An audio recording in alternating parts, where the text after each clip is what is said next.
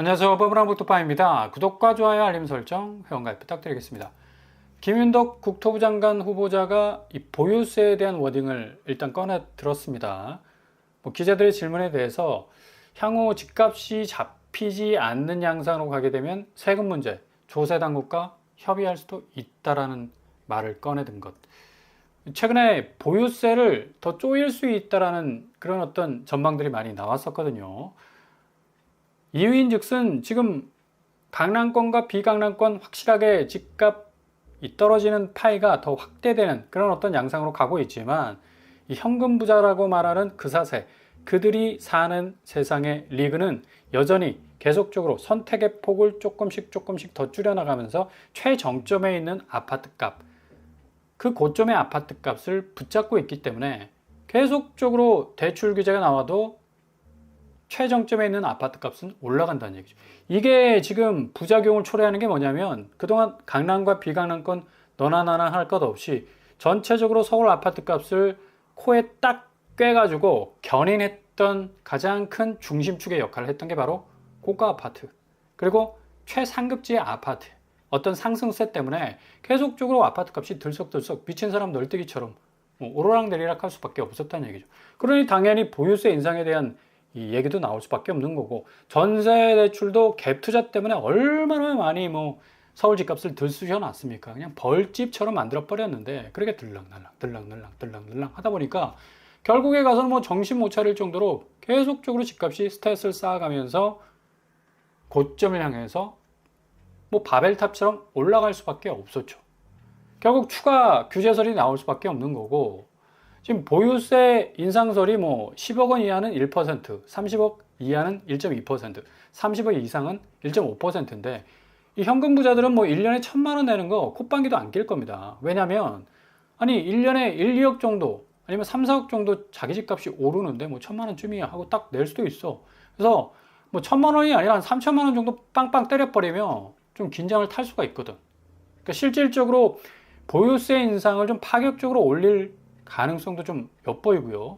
일단은 지금 거래가 줄기 때문에, 거래량 감소 때문에 이 세수가 부족할 수가 있어요. 그래서 보유세 부분에서 좀 커버를 칠 수 있는 그런 여지도 있기 때문이고, 지금 밑불로 쫙 깔려 있는 게 여전히 대출 규제, 또 여러 가지 카드를 쓸 가능성도 있겠지만 그 사세, 그들이 사는 세상의 리그는 여전히 오를 가능성이 많기 때문에 그 부분에 있어서의 어떤 이 세수를 위해서라도 보유세 부분을 좀 더 강화하는 게 필요하죠. 그러니까 재산세는 1년에 한 번 정도 나옵니다. 이게 계속해서 그 집이 존재하는 한 재산세가 나오기 때문에 가랑비에 옷 젖는다고 1,000만 원이 일단 서민들에게는 굉장히 큰 돈이지만 몇백억 자산가들에게는 그냥 껌값에 해당되는 그런 가격이 될 수도 있겠고, 근데 돈 많은 사람들은 굉장히 또 100만 원, 200만 원 쓰는 것도 아까워하잖아. 그러니까 어느 정도 뼈아픈 대목이 될 수 있기 때문에 보유세 인상 충분히 검토해 볼 수 있는 카드가 될 수가 있다는 얘기죠. 보세요. 대출 막아도 반년 만에 14억 뛰었다고 하잖아요. 이게 문제가 뭐냐면 지금 7월 1일이야. 6월 27일 날 대출 규제 나왔어. 6월 28일 날 그 다음날 빛의 속도로 대출 규제 시행 스타트. 딱 스타트 라인을 끊었는데 아니 39억에서 53억이 올랐네. 이거 올랐다고 말하면 안 되지. 쳐올랐죠. 무지막지하게 올랐어. 전혀 이 겁대가리를 상실한 그런 어떤 상한가라고 볼 수가 있는데, 그만큼 이 신고가가 나온 그 동네 바로 강남입니다. 압구정동, 한양 7차 어마무시한 어떤 정점에 있는 아파트들 쫙 즐비해 있죠. 아니 84제곱 30평대 국민평형이 50억 하는 아파트니까 국민평형, 국민자 빼야지. 현금 부자 혹은 다이아몬드 수저가 아니지. 다이아몬드 수저 평형이라고 부를 수 있을 만큼 어마무시하게 지금 올라서고 있는 그런 어떤 양상입니다. 그러니까 보유세 인상설이 나올 수밖에 없는 거라. 비웃듯이 이렇게 기분 나쁘게 정점을 찍는 신고가가 나오고 있지 않습니까? 그리고 현대 8차 역시도 8억 원 정도 오르는 75억 원에 거래가 됐습니다. 83억, 그러니까 7월 8일 정도에 또 매매값 83억이 나왔다는 얘기예요. 75억에서 찍고 다시 찍었네. 그러니까 이게 지금 아무리 대출 규제가 나와도 너는 규제해라. 나는 끊임없이 나의 길을 가련다. 보세요. 75억 찍고 83억 찍고 서울, 부산, 대구 찍고 뭐 무슨 댄스를 추는 것도 아니고 이렇게 신나게 라스트 댄스 추는 거지 뭐 거의. 그죠?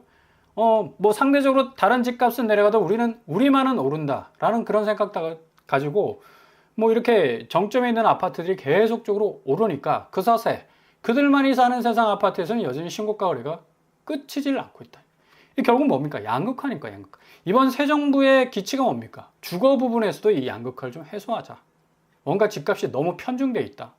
최상급지만 오르고 나머지는 또 그냥 알짜리 없이 나가리 되는 그런 주거 형태가 아니라 모든 곳들이 좀 골고루 하급지에 살든 중급지에 살든 상급지에 살든 좀 접근성이 완화될 수 있는 그럼 모든 국민들이 좀 주거 부분에서 스트레스 좀 덜 받는 그런 좀 세상이 돼야 되지 않겠습니까?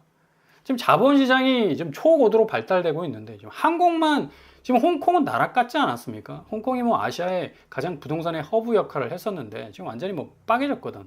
뽀개졌고 그러니까 한국도 역시 이런 부동산 조정기가 확실히 와야 된다라고 볼 수가 있겠고요. 이렇게 돌아가야만 국가 경쟁력이 제고가 되고 다시 리세팅이 될 수가 있다는 얘기입니다. 집값 10억에 보유세 1,000만 원짜리 찌라시라 하지만 이거 가장 지금 밑불로 깔려있는 집값 또 상승세를 불붙일 수 있는 변동 요인으로 깔려 있기 때문에 요거를 또 진압하기 위해서는 상당히 좀 이 보유세 부분을 체크를 해야 될 필요가 분명히 있다는 얘기죠. 그래서 국토부 장관 후보자 역시도 공공이익 균형 추구라는 어떤 모토를 걸고 있는데 아무쪼록 뭐 국민 눈높이서 지혜를 모을 것이라고 이렇게 말을 하고 있습니다. 그리고 뭐 이 서울 부동산 불안정 이어지면 여당에서도 세금 조치 확실하게 강구하겠다라는 그런 의견도 나오고 있어서 앞으로 지금 보유세 부분 어떻게 진행이 될지 한번 지켜봐야 할 것 같고요. 뭐 이런 식으로 유야무야 또 진행이 되다가 다시 집값이 딱 뛰어버리면 그냥 바로 그냥 다이렉트로 드라이브를 확 걸 수도 있는 그런 가능성이 충분히 있다고 보여지고요. 일단은 뭐 이런 식으로 상급지가 뭐 기존의 현금 부자들이 진입하는 그런 어떤 장이 될 수도 있겠지만 2030이 뭐 세상의 모든 자금을 다 끌어모아 가지고 나이아가라 폭포처럼 팍 파고들었잖아. 그냥 엄청난 수압을 가지고 그냥 쫙 진입을 하듯이 그렇게 진입을 한 곳 결국 경매로 다 넘어가기 지금 시작하는 그런 어떤 조짐을 보여주고 있고요. 노년 아이파크가 지금 15억 감정가였는데 최저가 7억 거의 반토막이 나죠. 상급지도 지금 이런 양상으로 가고 있습니다. 그리고 서초구에 위치한 아파트도 3억 최저가로 나왔어요. 물론 뭐 지분 매각이기도 하지만 그 정도로 지금 아파트 가격 감당 못해서 경매로 넘어가는 부분이 많다는 얘기고요.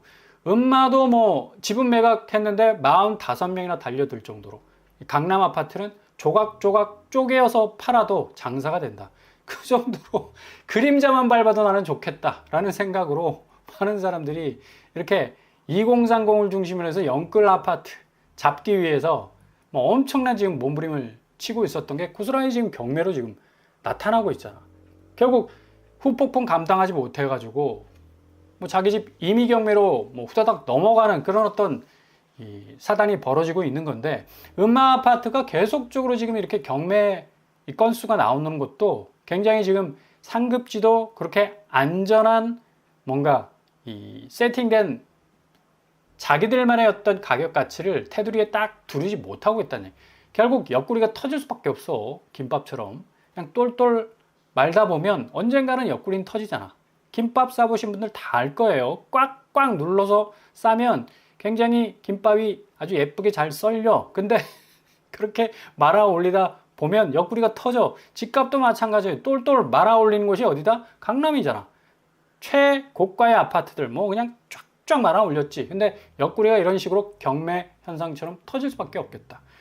이렇게 26억 이상 아파트 거래 상반기가 3,424건, 전년 대비 뭐 133% 증가할 정도로 영끌이 뭐 거의 십자포화를 날렸었는데, 뭐 지난해 동기보다 뭐 100% 이상의 증가한 추세였고, 이러다 보니까 당연히 가계대출 6조 2천억 뭐 충분히 증가할 수밖에 없는 거죠. 그만큼 자금을 은행에서 끌어다 썼으니 토수야.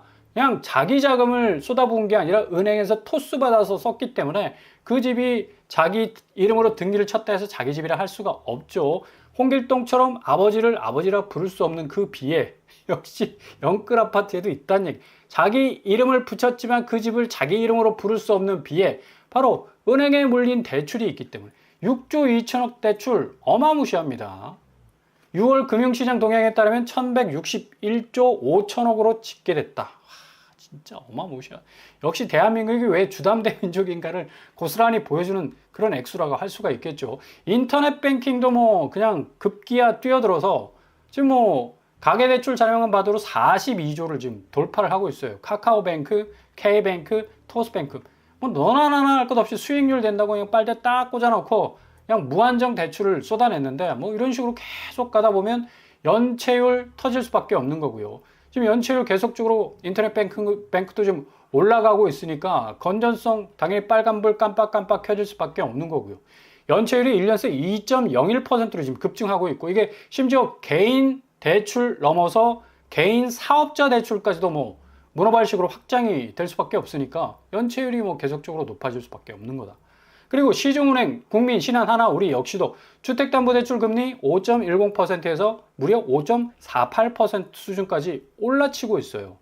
지금 예적금 금리는 뭐 엄청나게 그냥 수저바닥에 붙은 까자미처럼 그냥 딱 달라붙어 있는데 밑바닥에. 근데 대출 금리는 계속적으로 스페이스X 로켓이야. 그냥 추진력을 향해서 뻥뻥 그냥 쏘아대는데, 이거 이러다가는 정말 이 고객들 입장에서는 굉장히 그냥 베껴먹는 식으로 은행들이 이렇게 대출을 이용을 해버리니까 결국에 가서는 이 상환 문제가 생겨버리면 고스란히 부실이고 고스란히 뭐 리스크가 될 수밖에 없는 거죠. 이런 유동성이 지금 부동산 시장에 쫙 깔려 있으니까 휘발유처럼 성냥불 하나 탁 끄면 그냥 확 붙어버립니다. 성냥팔이 소녀 잘못해서 추워가지고 호호 불다가 성냥불 껐는데 그냥 그 주변이 화마가 돼버린다는 얘기예요. MT, 광의통화가 시중 유동성을 나타내는 지표인데 이게 점점 늘어나고 있다는 건 그만큼 부동산 시장에서 유동성이 너무 들어찼다는 얘기예요. 결국에 가서는 이걸 좀 선순환시킬 수 있는 수로를 좀 팔아야 되는데, 이게 지금 규제를 통해서 그리고 뭔가 집값 조정을 통해서 자본시장이 더 단단해지는 쪽으로 좀 흘러갈 수 있게 만들어야 된다는 얘기죠. MT 광의통화 보십시오. 그래프가 2022년에 쭉 올라섰다가 쭉 내려갔다가 다시 2025년에 올라서고 있다. 어디를 통해서? 부동산 시장을 통해서 이 유동성이 계속적으로 지금 흘러넘치고 있기 때문에 언제든 뭐 분위기 계절 딱 바뀌어버리면 바로바로 뭐 직진할 수 있는 그런 준비태세를 갖추고 있다는 얘기입니다. 그러니까 거래량 상위 자치구가 강동구, 노원구, 성동구, 영등포구, 마포구, 양천구, 특별히 마용성 중심으로 해서 거래량 상위가 굉장히 높은 수치를 찍었고, 노원구는 뭐 당연히 원래 뭐 그래도 서울에서 어느 정도 접근 가능한 집값 수준을 가지고 있는 곳이니까 실수요자들이 좀 많이 몰렸었고요. 거래 회전율이 굉장히 높은 곳이었으니까 거래량 비율이 많았는데, 마영성은 뭐 어마무시하게 집값이 올라도 수요들이 엄청나게 올라탔던 걸 볼 수가 있겠죠. 근데 6.27 대책 이후에 2주간 이후 74% 거래량이 감소한 건 그만큼 유동성이 어느 정도 경색이 돼버리면 부동산 시장도 그렇게 과열됐던 게 그 열기가 식을 수밖에 없겠다. 그러니까 마용성은 1141건에서 300건으로 급감하는 추세를 보이고 있고요. 전체적으로 서울 아파트 거래량은 1341건에서 지금 7월 들어서 605건으로 완전히 찌그러들었습니다. 그러니까 결국에 가서는 짜글이 찌개처럼 그냥 완전히 거래량이 쪼그라붙었는데, 이 거래량은 결국에 가서는 거래가에 영향을 줄 수밖에 없는 거고, 지금 갭2가 거의 해적 아닙니까? 해적. 부동산에서 자기 자금 아니라 전세 자금 딱 우회적으로 바이패스 해가지고 결국에 가서 그 집을 한 채, 두 채, 세 채, 네 채 뭐 계속적으로 연속해서 사는 사람들인데, 결국 소유권 이전 조건부 전세대출 금지 조치 딱 내려지자마자 이건 완전히 끝장났다라는 어떤 파토적인 분위기, 뭐 압도적이었는데, 또 전세 승계 매매, 그러니까 매수자가 전세를 승계하는 방식으로 소유권 이전 조건부 전세대출 받지 않아도 매매가에서 전세금 딱 빼고 잔액만 지불하면 되기 때문에 그런 식으로 전세 승계 매매가 확산을 하고 있다는 얘기죠. 이거 갭2도 막아야 돼. 결국에선 수도권 전세담보대출 한도 3억으로 제한하고 DSR 40% 초과시 대출 금지, 분명히 나올 가능성도 충분히 많다는 얘기. 그러니까 갭2가 뭐 어떤 우회로를 뭐 뚫어서라도 이런 식으로 지금 접근을 하고 있으니까 집값이 뭐 계속해서 들썩거릴 수밖에 없는 거고, 매매 가격 지수 변동률 추이가 이렇게 조금 수그러들었어도 이런 어떤 이 잔불이 또 밑불이 살아있기 때문에 앞으로 확실한 어떤 드라이브가 걸리지 않으면 좀 어렵겠다. 더욱더 집값이 반등할 수 있는 리스크도 충분히 있을 수 있다는 얘기예요. 그래서 이와 동반해서 확실한 공급 대책, 그러니까 LH가 국토교통부와 함께 지분적립형 분양주택을 확 풀어버려야 됩니다. 공급을 정말 공격적으로 해야지만이 이 매수 심리가 어느 정도 좀 수그러들 수가, 아니 내가 뭐 고가의 분양 아파트 내가 무리해서 살 필요 없네. 서울에서도 요지에서도 상급지에서도 얼마든지 내가 초기 비용 적게 해서 진입할 수 있는 충분한 가능성이 있네 하면 그때부터 집값이 수그러들 수가 있다는 얘기죠. 그러니까 무주택자로서는 굉장한 또 기회가 올 수가 있어요. 지금 뭐 천지빛깔로 그냥 깔려 있습니다. 지금 이걸 풀지를 않아서 그렇지. 이전 정부에서 LH 63빌딩 부지 들어보셨어요? 뭐 굉장히 좋은 어떤 위치에 있는데 이거 그냥 뭐 쓸데없는 폐기물 그리고 집만 가득 쌓아놓은 그냥 뭐 버려진 땅으로 지금 방치돼 있고, 이거 풀면 지금 여의도 직주 근접이 가능한 뭐 임대 아파트, 공공 아파트, 분양가 상한제 아파트 만들 수 있고, LH 부지 강남구청역 가까워요. 여기도 유휴 부지로 지금 평가받고 있었고 뭔가 사업이 진행되다가 딱 멈춰섰어.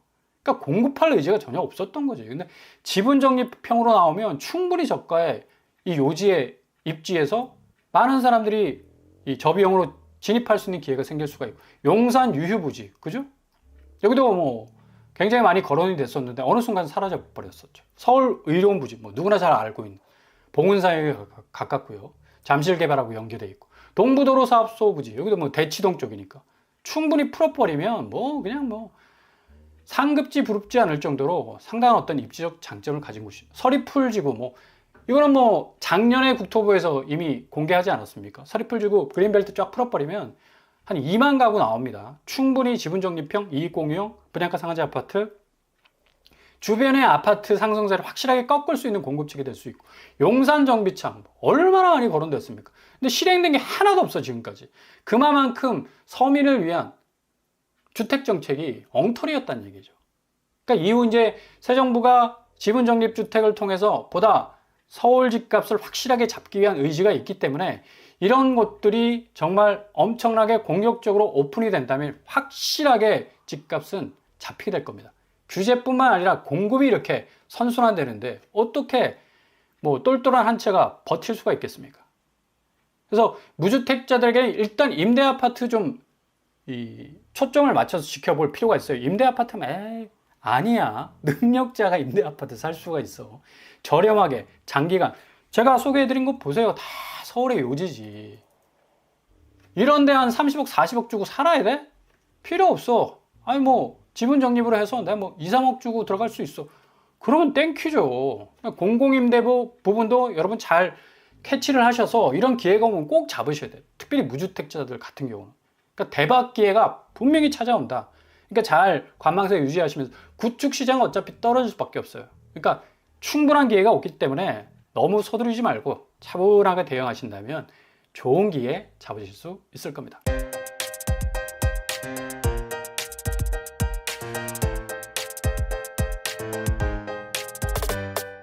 오늘의 부동산 캐리커처, 역시 지금 상황에서는 규제와 공급, 이 양 날개가 필요한데 확실히 빨리 이 공급 이 정책이 발표가 되고 구체적으로 좀 뭔가 나와줘야지 전체적인 밑불에 깔려있는 여러 가지 주택 변동 요소들이 좀 해소가 될 것 같습니다. 무주택자로서는 대박 기회가 충분히 올 수 있다. 그러니까 잘 지켜보시면서 대응하신다면 골든타임 분명히 잡으실 수 있을 겁니다. 오늘도 응원합니다. 항상 여러분의 길이 꽃길만 되실 수 있기를 바랍니다. 이상으로 뻔뻔한 복도 빨리 마치겠습니다. 구독과 좋아요 부탁드립니다. 감사합니다.